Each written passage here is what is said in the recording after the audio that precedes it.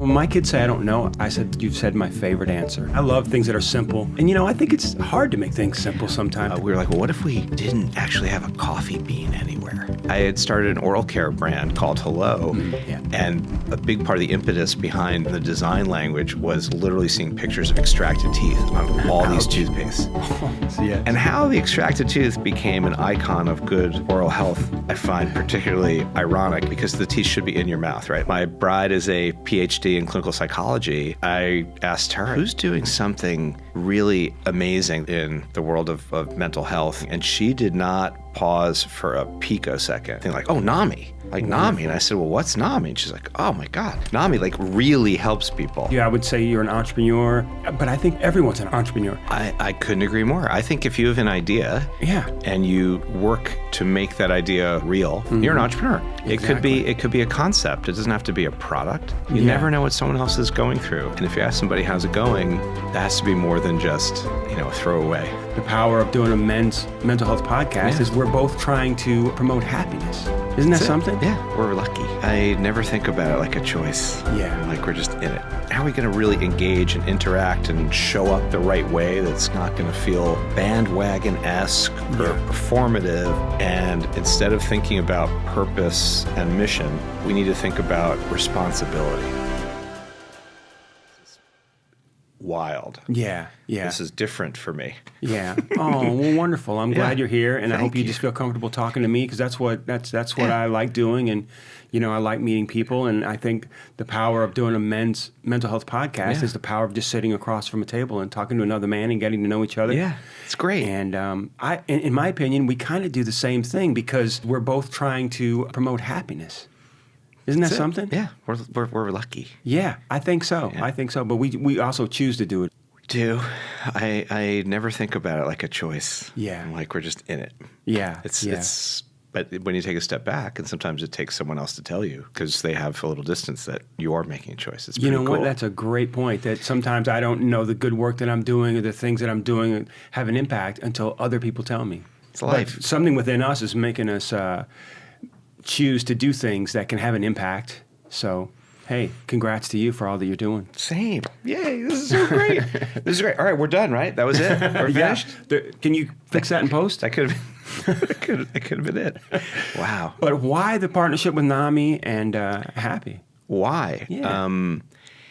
It came about in a very, I'm going to use a word that I'm like scratching my head, organic / natural / authentic way from a couple of different spots. One is, there's this word happy. And I was having this conversation with Robert Downey Jr., my co-founder, and he's like, not everybody's happy. Like, love it as a concept, it's great, but ... like, not everybody's happy. So is there something like we want to do or going to do? And I'm very lucky that I as well am someone who can say, hand on heart, I married up. And my bride is a PhD in clinical psychology. And I asked her, I said, who's doing something really like amazing that you know of from your world and at scale in the world of mental health and mental well-being? And she did not pause for a picosecond. Wow. It was like this visceral, immediate thing like, oh, NAMI. Like NAMI. And I said, well, what's NAMI? And she's like, oh my God. NAMI really helps people. Like they really help people. So I said, well, that sounds great. So it's not just sort of like some agency you haven't heard of or, it's like this is someone or a group of people that are really, really getting their hands around things and getting into the weeds, so to speak. So I researched a little bit about NAMI, was definitely floored and blown away by all things NAMI. And I'm not shy. And I went on to the LinkedIn and the Google and learned a lot more about NAMI and then was able to connect with someone at NAMI and have this great conversation. And one thing led to another and another. And so you had a good impression of NAMI when you looked it up. It resonated positively for you because one of the things I think about is the branding and the marketing of a mental health organization.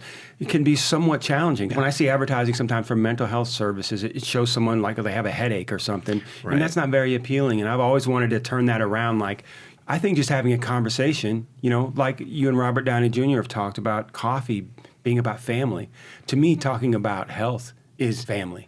Yeah, 100%. Right. I since starting this particular portion of my journey, the happy portion, even though, to be honest, it's really all been pretty happy. No one goes through unscathed. I've got plenty of horror stories and challenges along the way. But since starting happy, I've heard really trying and difficult stories of challenge from so many people every day. So you realize that this touches everybody. And when you're talking about everybody, the first thing you do when you internalize it and you look around yourself is you think about your family. You think about yourself and your family. So yeah, it's all family. Yeah. And then you realize you're not alone. So there's a broader family that may not be your blood relatives, but it doesn't matter. You have all these other shared experiences, and it's incredible. If we can break down some barriers around stigma, sure, and around how to get help and how it's okay to ask for help and it's okay to need help, this impacts everybody. And how do guys like us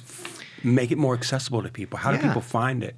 Exactly, exactly. So you're great from some of the stuff I've read about you about simplification. It's such a powerful word for me. I love things that are simple. Some of the brands and things that you've worked on, they're so simple. And, I think it's hard to make things simple. Yes, I agree. It's hard to do simple. Yeah. It takes a lot of thought to make simple register for people, right? So right now, look, it's simple. We're both wearing a black T-shirt. You don't have to even worry about it. Right. It's just a black T-shirt. Both have short haircuts. Exactly. And glasses. It's simple. It's easy. Just, make life easy. Life is difficult. Yeah. So if there are ways to simplify things, it ends up being of great benefit because we're bombarded by a million other things that are taking attention or creating interest or pressure or distracting versus enhancing. There's always, again, something that's vying for your attention, whether that's attention that brings emotion or attention that doesn't matter. There's still a lot of forces at play. And to make simple that's effective and impactful takes a lot of thought. So I think about Google as an example, and I'm not a tech person by any stretch of the imagination, but when Google first launched, there was just a dialog box. You typed it whenever you wanted, and the magic was happening behind the scenes. Well, to bring that level of simplicity and use primary colors in your, in your identity and just kind of simplify it seems really easy. But everything that was going on behind the scenes to enable you to actually find what you wanted, when and how you wanted it, was incredibly complicated. So that was a way of making simple look easy. There's so many great examples, especially in tech. Apple, everything, right? It's just, swiping becomes intuitive, creating gestures for people becomes intuitive. Yeah. That's amazing. But the amount of work that went into that is also incredible. So the perfect example is that my 9-year-old helps me with my phone. 100%. Simplification is amazing, but it also presents challenges. Because because my 9-year-old has access to things sometimes that I don't want them to have access to. But simplifying things is powerful, in my opinion. Well, we're surrounded by a lot of things that are vying for our attention, and when your attention tends to get, I don't want to say distracted, but overwhelmed, other things shut down. There's only so much capacity anybody has. And, everyone can, I shouldn't say everyone. I'm an entrepreneur. I work with a lot of entrepreneurs and, we're multitasking and we're using sheer force of will to do this and that. And it's just sort of like, you gotta take a little, a little breath. You got to give your mind a little time to rest. You got to give your eye a little time to, look elsewhere. And it seems simple, but it ends up being really difficult to do.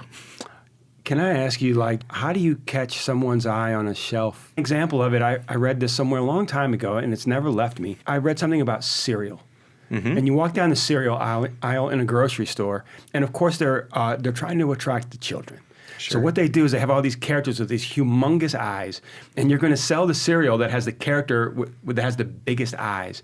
And I've never forgotten that. And every time I go down a cereal aisle in a grocery store, I see these humongous eyes just attacking me because they want the kid to say, "Mommy, Daddy, get that for me." Or get me the bird, or get me the tiger, penguin, or get me the puffin, or the pirate, right? Yeah.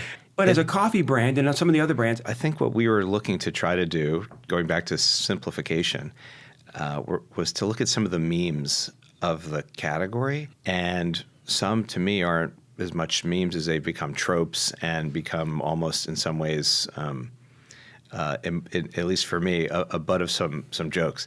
So we were like, well, what if we didn't actually have a coffee bean anywhere? Like, what a crazy idea. You're a coffee company. It has to be a coffee bean. I had started an oral care brand called Hello. Yeah. And a big part of the impetus behind that endeavor and the design language was literally seeing pictures of extracted teeth on all these toothpastes. And next time you're looking around at toothpaste, because I know we're all so excited to look at toothpaste, take a look. Or when you go to the dentist, which I hope everyone goes to the dentist with some regularity, I would bet that there's a huge percentage, maybe the majority of oral care professionals that have a logo of some sort with an extracted tooth. Yes, yes. And how the extracted tooth became an icon of good oral health I find particularly ironic because the teeth should be in your mouth, right? Like a good healthy tooth is one that's not, like visible with the roots hanging out. And it's kind of like the pineapple is the symbol of hospitality. Oh, yeah. Like, it's the least hospitable fruit in the world. It's like armed and barbed and ready to draw and blood from you. hard to get into. Yeah, exactly. So maybe that's why it works. It's like, oh yeah, this is a place where like we'll take care of the pineapple for you. We'll peel it and get it ready. I don't really know the history behind the pineapple, but I do think it's kind of funny. So yeah, in coffee, the tropes are like it's got to be brown and or dramatic the other way. We have to use really bright colors because everything's brown and green and gold. So it's like either of these extremes. And I think when we thought about it, we're like, well, what else could we do?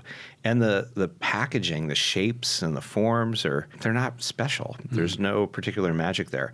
So spend a lot of time on that, and people choose with their eyes. They taste with their eyes, and to create something that visually was going to be.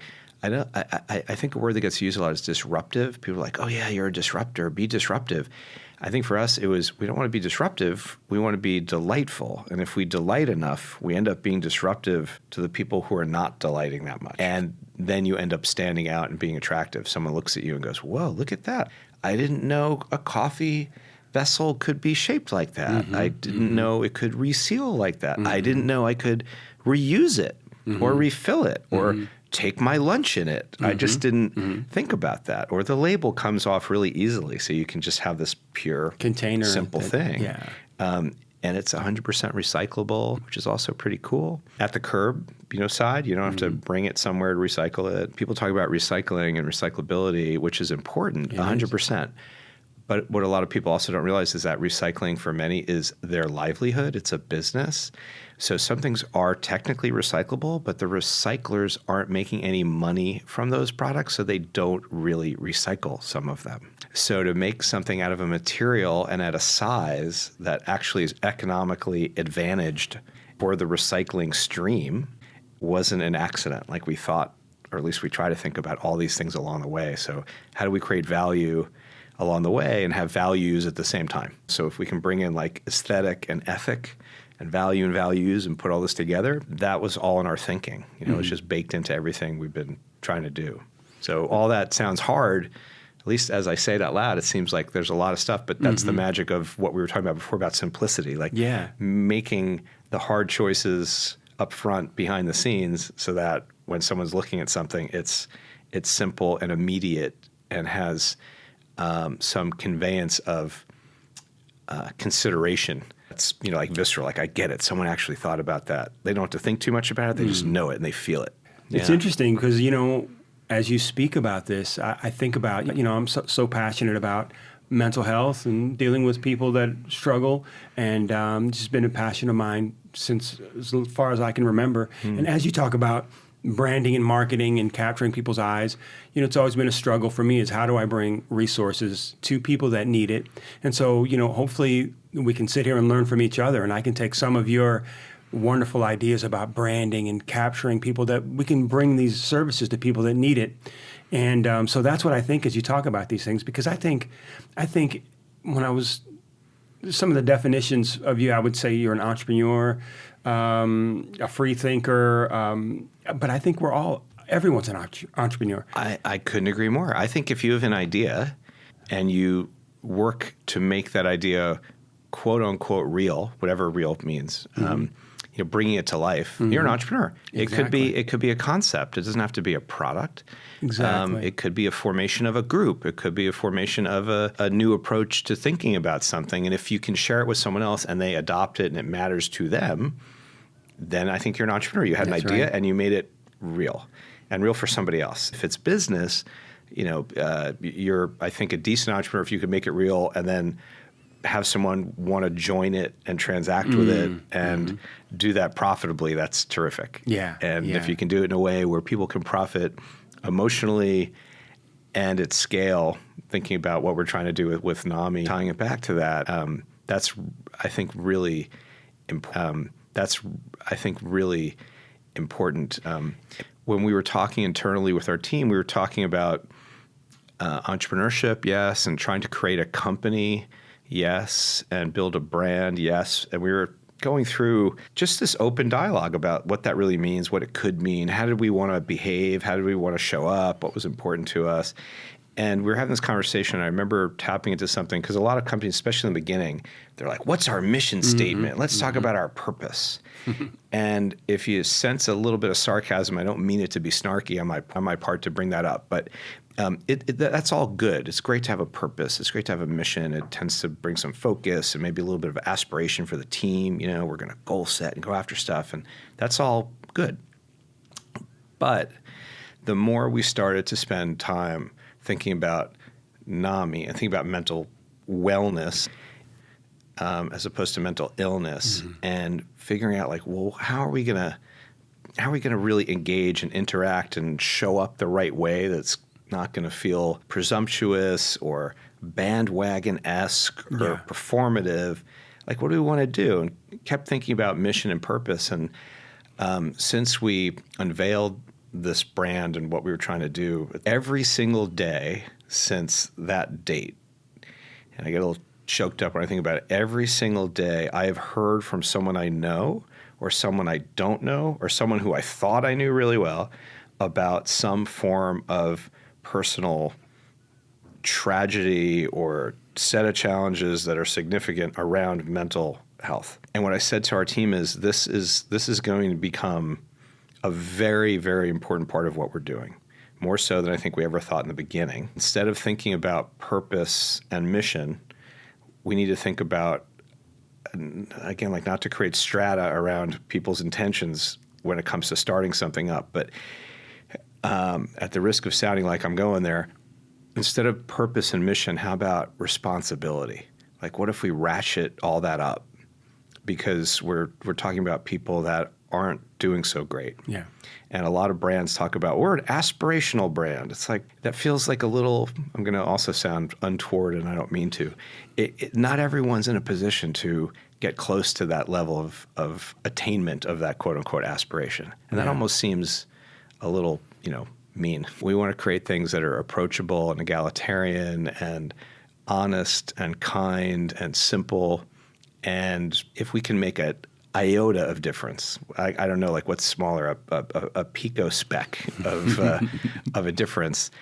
We're all connected, right? So we talked about family 100%. Earlier. There's a lot going on, not just your nuclear, but your extended family and your community. If we can make one droplet that matters in the right lake or pond, the ripples are going to be massive. So that's what we have to do. And the more we can talk about it and talk about it openly and say it's okay and we care and it's okay to give a hoot, the better off we're going to be. Yeah. We just have to unveil a little kindness. What a great thing. I'm inspired by the fact that you got involved in this and that you've heard all these stories and that you've been inspired. So that's inspiring to me that by you partnering with NAMI, it's exposed more to you.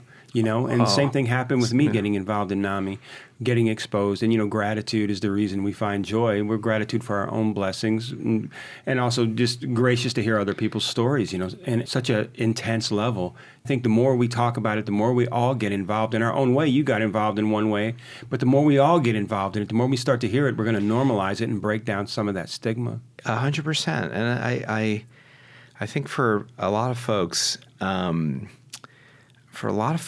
it's hard to talk about anything, let alone mental health. Yeah. Something so personal and potentially scary. And I'm lucky to be in a long-term committed relationship with someone I was lucky enough to fall in love with a long time ago, and somehow she managed to, I think, like me enough to come on board. And I don't want to say she loves me too, but honey, if you're listening, I think you love me too.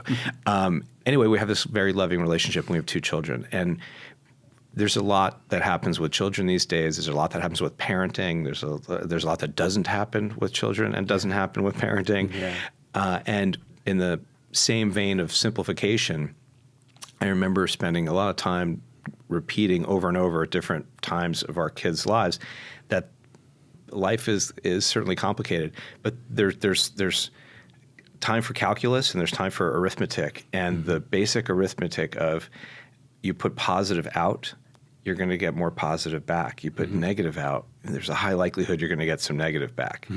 So trying to instill this sense of like, be a good listener, be kind. You never know what someone else is going through.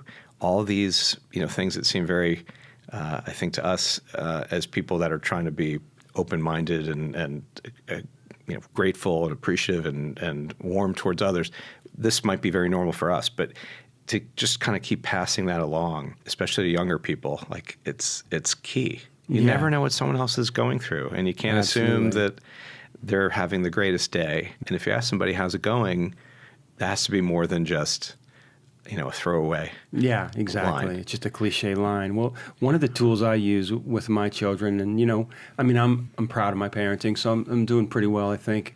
I use the tool of I don't know with my kids. I love to work on cars. And man, they can get really complex. And the first step when I open up a hood is I look at this and I'm like, I don't know. So if you can start with I don't know, then you can start to build and start to learn things. But if you open it up and you think, okay, this is how it's supposed to be, then you're just going to get confused. But if you can start from I don't know. So I don't know if that's a good tool or if other parents use that, or some people are just like fake it till you make it. No, I think what do you think? That sounds great. I love that you answer. use this word that I haven't thought about before, which is supposed. Like, it's such a loaded word because it sets up expectations. As a man, I'm supposed to do this. Yeah, it just immediately sets up expectations. Like, this is supposed to be what you do. This is supposed to be what you're, to know already about this thing. Yeah. It just presupposes so much. And I think that sets up a lot of hurdles and probably sets a lot of people back and stops a lot of people from trying things. Yeah. Because, at this age, I'm supposed to do this. Supposed to make it by the time I'm 30. Oh, God, I hear that all the time. Yeah, I hear that. So I've been an entrepreneur for a while, and you were constantly building teams, and we're in a lot of constant contact. And I remember on multiple occasions folks wanting to leave wherever they were working to come and be part of, company X, right? Whatever it was. And I'd have some folks that would talk with me, and they would tell me all the things that they were supposed to have accomplished at this time. Yeah. And they wanted to make these moves because in their mind, they were supposed to hit this level of cultural, economic, professional status, and I'm supposed to be. And I remember one person in particular, it sounded like they were reading off of a spreadsheet they had because they had literally like mapped it all out. And I remember speaking with this person, I said, do you have a spreadsheet? Because it kind of sounds like you're going like cell by cell in a spreadsheet. Or do you have like a Gantt chart? And she was really embarrassed. It was a phone call. She went, oh my God, like, could you tell? And I said, yes, I can tell, because like, it sounds very forced, and I felt very bad because she was setting up these timeline points like on an array she had, and by this date and time I should be at this level, and that's rough because the Chat GPT interview, right? The Chat GPT interview answers. Yeah, it just doesn't work that way, and to think that you might be less than because you didn't hit this timeline that someone else or some form of media said you were supposed to achieve is very it's a big challenge. And the other thing is most of these timeline moments, these markers were created by someone else who's probably trying to sell you something. Yeah, exactly. So, exactly. how It's do my you- belief that we're constantly attacked by influences of people that are trying to sell us something. Something. So, it's very, it's a tough time. It's a tough time, and we're addicted to devices that are, there's an algorithm and it knows the things you looked at and liked, and it's going to serve up stuff. And Isn't that something? And it looks good. It's eye candy. I Yeah. want that. We have all these people in bubbles that are being constantly fed opinions that they already believe. So that just separates us even more, unfortunately. You don't see the opinions of other people. As soon as you start making choices and click on certain things, you're just going to be fed that one side of that story. Right. And that causes isolation and loneliness, all these problems that are at epidemic level as far as I'm concerned. And for men especially, I think expectations and the loneliness are big factors in men being unhappy, unfortunately. And some of the expectations of men were built with bricks that are no longer valid. From generations of just expectations that a man is supposed to be this and do that, and you and I both are married to powerful women, and so those expectations of we have to do everything and all the pressures on a man, those no longer exist. But if you carry those around as a man still, you're not going to function to full capacity in this world. 100%. As I listen to you, my immediate memory, my recall reflex is of my wife saying to me, "What are you doing?" And it was an honest question. My wife says that to me all the time. Yeah, and it was around career-related stuff. I used to be a trader, a futures trader, a derivatives trader, and I can't say I liked it. I cannot say that was my life's work and my calling. And I had stomach issues, and I would not sleep, and I traded out of London, Sydney, and Singapore, so my hours were very wacky for a long time. And my wife said, "What are you doing?" And I said, "Well, we have children, and we want to have more children." Or we had a child at the time. We want to have another child, and we live in New York City, and it's expensive, and there's going to be schooling, and it's just life. And I didn't marry you for your earnings potential. I married you because we have shared values and we love each other, and so I'm the guy. I have to make the money because I'm the guy. I'm the breadwinner. Yeah. And she stopped me and she said, That's all on you. That's in your head. Not all on you to be the breadwinner. It's all on you that you're thinking this way, because I don't think that way. I don't think you're the breadwinner and you have to provide. You're you're the male provider here. We're hunter gatherers. You're the provider. I'm going to gather. You're going to hunt, and we're going to eat what you kill. What kind of primordial? That's ingrained, nonsense. though. A little bit in society, it is there. 100%. And it was, believe me, it was deeply imprinted on me. And she said, you shouldn't think that way. And that you have one life as far as we know, and you love what you love, and that is not what you love. And what are you doing? I'd be happy if we live in a tent. That's what she said. She's like, I don't care. We're together. It's great. You did marry up. 100%. Every day, believe me, I look up and say thank you to whatever magical properties exist in the world that brought her into my life. 1,000%. Yeah. And she changed my life, because she's like, you don't have to fall for that. You we're a team, we're a couple, we're together, and what can't we do? Yeah. We're trying to be kind and appropriate and nice, and we'll figure it out. What can't we do? Don't do that thing that's making you miserable because you have fallen into the trap of these societal norms that have been created by whatever the forces are over many, many, many, many centuries at this point that have created them. Well, my wife is a CEO, and as her career started to take off, early on, we had a chat. We had to sit down and have a chat, and she said, I just want to make sure that you're going to be okay with this as my career starts to take off. As a man, are you going to be okay with that? I'm going to, and I was like, oh, baby, you married the right guy, because I'm fine with it. Yeah. I want you to take off. I'll help you take off. Yeah. Even though sometimes it means less attention for me, but she married the right guy, because I had no problem in my ego with marrying a woman who was on her way to being powerful, and now she is, and I couldn't be prouder of her and happier for her, and it doesn't affect my ego at all to be around a powerful woman. It's amazing. Yeah, I I'm very happy for you, and I get it. It's amazing, and I think we're talking about ego and male ego, and it's very hard to let go. I was very proud of this company I'd started before called Hello, that we had. And I was the founder, CEO. It's a startup, right? You're like everything, bottle washer, janitor, like, we're a small group of people. And as we grew, I had no problem saying, you know what, I want a chief executive officer. I don't need to be that. I don't care what my title is. I just want to make amazing things people can fall in love with that are fabulous. So what I was really excited about was at the end of the day, we had a female CEO, we had a female head of marketing, we had a female head of sales, we had a female head of R&D. Like, we were mostly women in the senior roles. We had a man finance lead and a male finance lead and a male supply chain logistics lead, but all the other sort of significant leadership roles in the company were all filled by women, which was awesome. And I think a lot of that came down to, because people would ask me, like, you have all these women, you have a woman CEO. I'm like, yeah, what's the difference? And by the way, I am lucky, my wife and I are lucky to have a son and a daughter.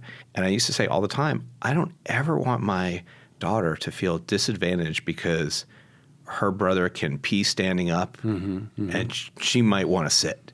Like, the fact that would make a difference in anything is ridiculous. So having, again, a strong, open-minded son and a strong, open-minded daughter, because I have a strong, open-minded bride, like, that was the key.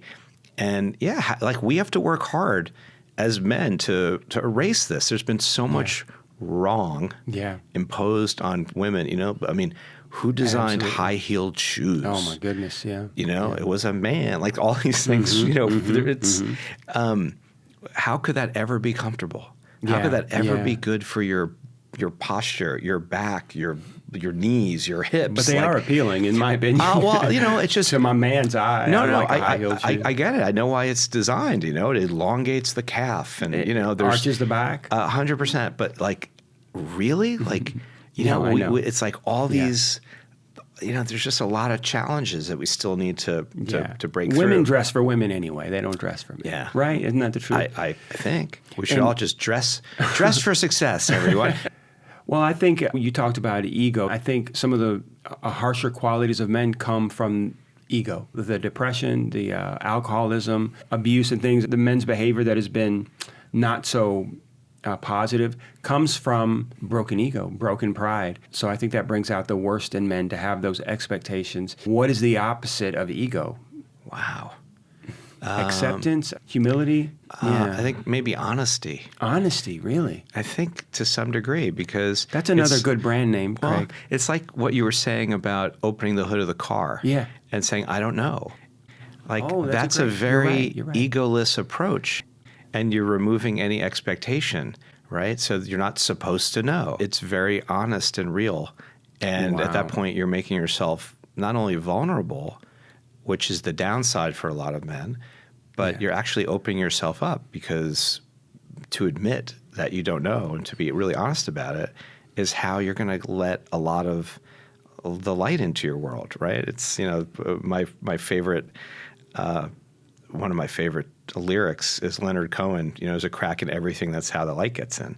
And I think saying you don't know might be like a chink in the armor for a lot of men. It might be the crack. There's a lot of good stuff that's going to come in. You're going to learn a lot. You're going to feel things a little differently. You're going to appreciate other people and what they may bring to the party or what they're going through differently. That's really powerful. Well, I think you're right. And in that I don't know formula that I've developed, that's not something I read somewhere. That's just something I came up with on my own. I think the salesman technique, if you don't know the answer, pretend you know the answer. And that always annoyed the hell out of me.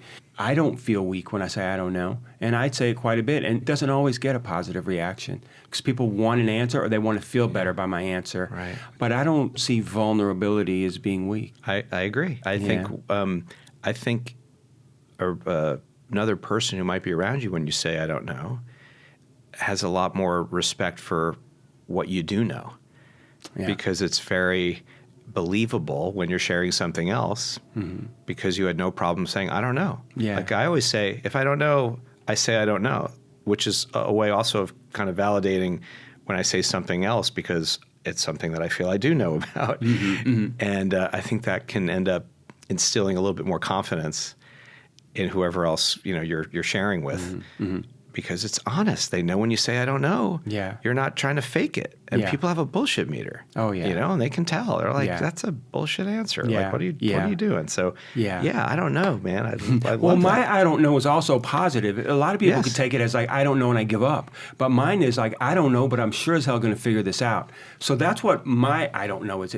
I look at I don't know with excitement. It's a door opener. Yeah. It's excitement. It's possibility. It's endless. I don't know has no limitations. It's like, I'm going to find out. I'm going to figure this out. And That's like the ellipsis. It's I don't know, ... Yes. But exactly. I'm going to figure out. I don't know is exciting for me. Yeah, possibility. Exactly. And it's a great way to see the world and to view the world and to view some of this work we're doing. So like, where is this going to lead? We don't know. Yeah. Let's see. Yeah. Let's jump in and care and work with dignity and also maximize the potential of earnings and outreach or whatever it is. Let's go for it. Yeah, you can do it all. Yeah.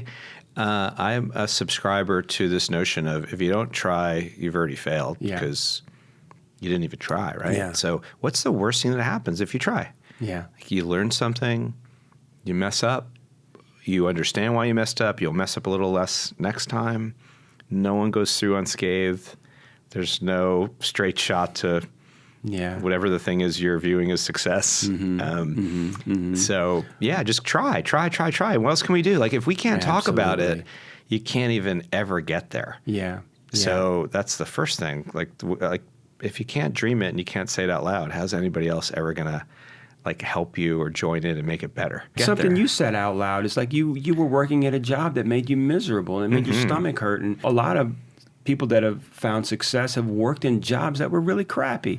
And a lot of people might be working in a crappy job right now. But if you say, I don't know, and the possibilities are endless, like I can find something that's going to make me happy eventually too. If you keep trying, you'll find that's it. The thing. And it may not be it's okay if you have to have a JOB. Yes. I have had JOBs. I've worked in the produce department of supermarkets and stacked fruit, and I've lifted boxes and worked in a warehouse lifting motorcycle tires, all day, and you come home and your fingernails are like the La Brea tar pits, and it takes like a year to get rubber out from underneath your fingers. We've all done different things, and it's okay. To actually take pride in your work, whatever it is another gift. Absolutely. In America, it's interesting. Like if you're in another country, and if we're in LA right now, and I'm a little bit of a stranger in a strange land because I'm from the East Coast and it's very different out here. But I've spent time in some other countries, and if you're working in a restaurant here, it's because you're an actor, an actress, or something. At least that's the general stereotype for sure. Right or wrong, it's just a stereotype. Yeah. If you're in other parts of the world, you could be a waiter or waitress as your entire career, profession, and that's not looked down upon. Yeah. And I think somehow we have to get to a place where what you do to pay rent or a mortgage or whatever is not the defining thing. Yeah. And you can create happiness and art and joy in your life. Kafka worked in the post office, right? You can do a lot of things and still be happy. And I think going back to what we were saying earlier about aspirations and some of the norms that are quote unquote supposed to be the attainable aspiration North Star for so many people, how do we move away from that? And that's going to be tricky because the business of selling a lot of expensive things to people is a business. Well, I'm so glad that you are probably an amazing salesman, one of the best probably, and yet you also mentioned that it's not about bullshit.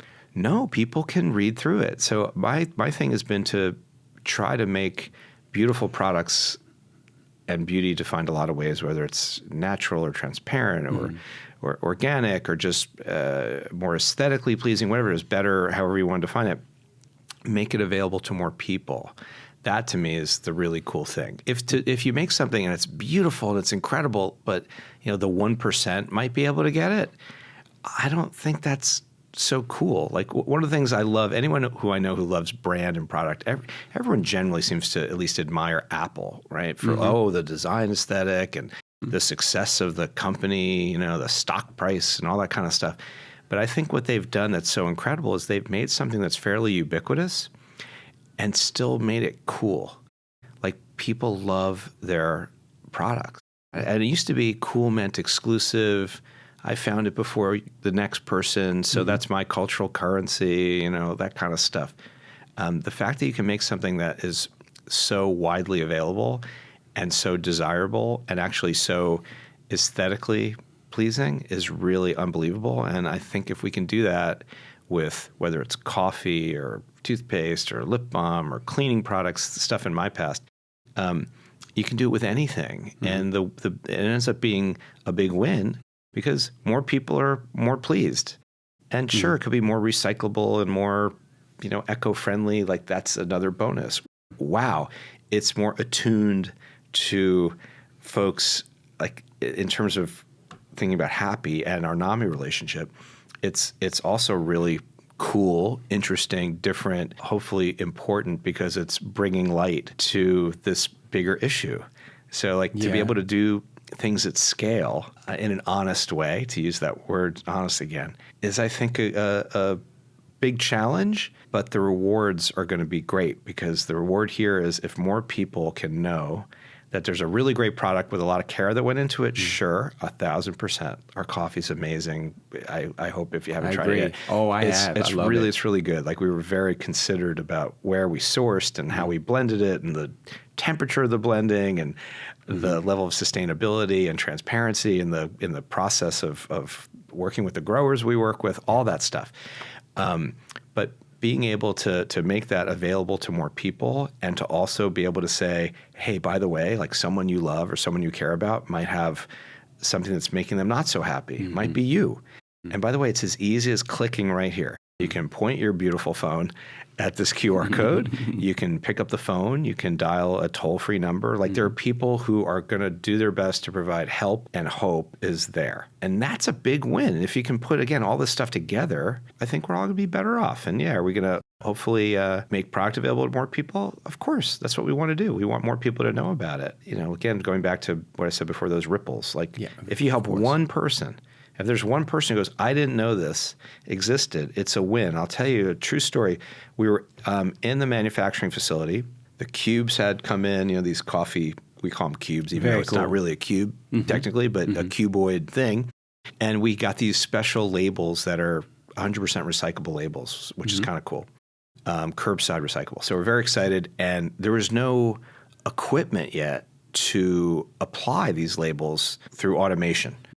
All these things were applied by hand. Wow. So we're all down there because we're a startup. We're entrepreneurs. Like, we're in it. There's no, like, we outsource. You can't outsource soul. And when it's your baby, you're going to be around it, right? So we're in this facility and we're wrapping labels. We're building jigs to put products in and wrap the labels around and make sure it's all precise and exactly the way it should be. And there was a break in the action when we were, like, making adjustments. And there were folks that were working all by hand with us, like, on a line. And we took this break, and some of the folks working on the line were reading the label. They were, like, basically doing some manual labor, but now they had this break, and they're reading. And one of the people came over and said, this is amazing. Does this work? Like, this phone number? Yes, it absolutely works. And then they said, so, like, does this also work in Spanish? And we said, yes, but why don't we just call it right now together? And so we called, and yes, you push a number and you can talk and listen in Spanish. And this person who was working on the line then started speaking Spanish to a whole bunch of other people that were on this line with us. We were down in we were in Arkansas doing this work, and they started speaking with each other about what NAMI is, what NAMI does, and they were sharing this, and people were lighting up. And we were so excited because we thought, okay, this is meaningful. This has nothing to do with economics or strata or where you are. This affects everybody. Yeah. And it doesn't matter. It's, this isn't anything we've taken lightly. This is the most important work we're going to do. So That's great, Craig. Yeah, we're really excited. Again, if we can help just one person, if there's one person on a production line who just, reached out, got a little bit of help. It's a great metaphor of the ripple effect. And you're not only helping the person that's going through the issue, but you're helping all their family members 100%. as well. Because they're living with that person. 100%. Well, it's been part of my passion for the past few years to brand men's mental health, to make it something more appealing that men will want to click and be interested in. I don't know how I'm going to do that, but I want to let you know that I don't know. But I'm very hopeful. That's fantastic. Part of it is doing this podcast and finding ways to get men to sit across a table and talk with each other. It's been my mission, and you joining me here today is helping do that. Me, I find most people fascinating. I'm a guy that can talk to everyone. I can go to a party, and I won't talk. I'll be the guy in the corner. I don't talk a lot. But that doesn't mean I'm not interested in people. I love talking to people, and meeting new people, I think, is such a powerful tool. People are amazing. Yeah. And yes, to be able to talk and listen to another person, I think it's really why podcasts have really taken off. I agree. Because before it used to be called talk radio. That doesn't sound good to me. No, it doesn't sound. I never liked that stuff. Me neither. Aggressive and right. It's like mean-spirited. and it's like unfortunately a lot of social media is like people get these very strange. The term that was shared with me, which made me a little uneasy, was cyber muscles. This weird, like we're going to flex and we're going to be. It's so aggressive and so not necessary. Yeah. So just to be able to talk to somebody. And I know there's been a lot of research about that. Like if you're feeling lonely, loneliness is a real thing, and it's affecting a lot of folks. And understatement. And if people feel comfortable, just call somebody. Yeah. Like call somebody. There are a lot of people who care about you. So I stress that to people. There are a lot of folks that you may not even realize that really care about you that do. And if you just, most people have a phone. If you're listening to this, you most likely have a phone. Call somebody. Computer. That's right. Yeah. Just even say hello. And also just to see how someone else is doing. That's right. Is incredible. Even if it's 2 seconds, I mean, just 2 seconds. I was on my way over here. My dad pinged me. I'm lucky to have my dad. He's like, hey, how's it going? Oh, going great. I'm on Sunset Boulevard. Like, it's unbelievable. Love you, gotta go. Yeah. And he was like, love you too, gotta go. Like, it's enough. Like, Absolutely. it's enough. It's an acknowledgement of the other person's existence. It's an acknowledgement of the other person, giving enough of a hoot to think about you, to reach out in the first place. It's a gift to the person you're calling, even if you're the one who needs a little empathy, because people want to help other people. Absolutely. It feels amazing to help somebody. People love to hear from other people. And as a 100%. man, you don't always have to call another man. I have a lot of female friends. So as a man, pick up the phone, call a family member, call a female friend, call a guy friend, call someone. Usually people like to hear from you. And, men need to pick up the phone more, I think. I think so too. Like, even if it's just, hey, I was just thinking about you, because people pop into my head all the time. And when that happens, and if I'm in a position to do it, I was like, hey, I'm going old school. I just thought I'd call you. It's not all the time that someone picks up. And when someone does pick up, I usually say, oh my God, this is amazing.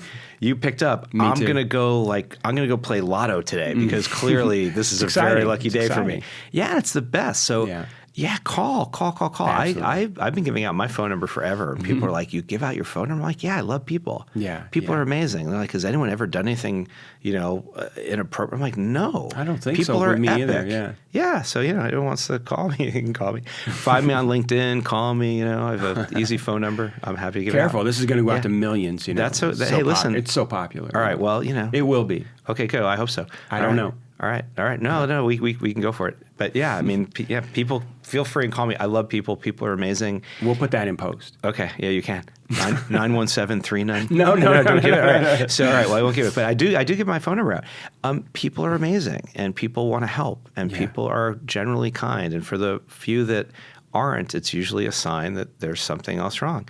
And maybe you could be helpful with those people too, just by saying, there are people that can be helpful. Yeah. And, us today, you don't always have to talk about men's issues to deal with men's issues, because it's universal. It's not about gender. Yeah, exactly. This is, it's interesting when people use terms like gender fluid and we like to label things. Yeah. It makes people feel comfortable for whatever the reasons are. Maybe it's because it's like now that thing is the other, and that creates some distance, and people are comfortable with distance sometimes. Yeah. But the bottom line is we are so much more the same and connected than not. And for some reason, it feels like it's a strange human condition where we want to create tribes or groups or segments or sectors or ways of thinking that separate us more than bring us together. Yeah. And people ask me, like, why'd you do coffee? I'm like, because people love coffee, and like they have a coffee with someone, it brings people together. How do we bring more people together? That's the key thing. So people are like, well, this is my group. I vote this way, or my religion is this thing. Last I checked, and I don't mean to get into secular stuff, but most religions I know of have this like really interesting thing.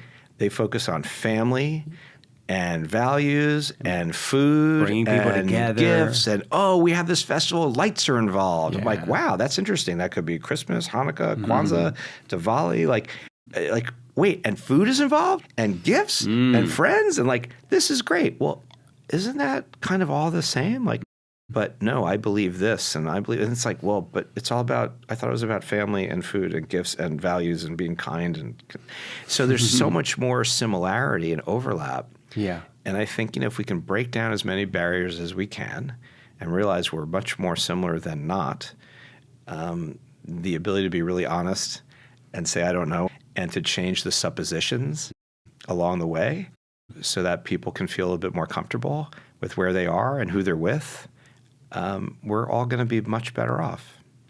It's also conversation. Always. We've had a wonderful one just now, so I really appreciate you spending the time with me. Oh, please. This is a gift for me. So thank you. Thank you. Yeah, it's been, also one of my goals of doing a podcast. I wanted a podcast to be like a first date. Because I didn't want to interview people. It's just not, it's fascinating to me. And to sit here and listen to someone talk about themselves all day. I wanted to have a conversation. Because if you went on a date with someone and all they talked about was themselves, that'd be kind of boring. Well, I think we're at the point now where we can have one dessert between us, and if our forks touched, well, we're dressed it'd be alike. Okay. That's right. We have the black T-shirt. That's right. The glasses. We're married to powerful Jeans, women. Exactly. We're grateful. We're doing work that helps people. So we could share a dessert. Share Do you a like dessert. tiramisu? That's right. Yeah, I'm in. I'm in. Let's call it then. Yeah, this is amazing. Thank you so much, Craig. Thank you for. Each year, 1 in 5 U.S. adults experience mental illness. And 17% of youth ages 6 to 17 experience a mental health disorder.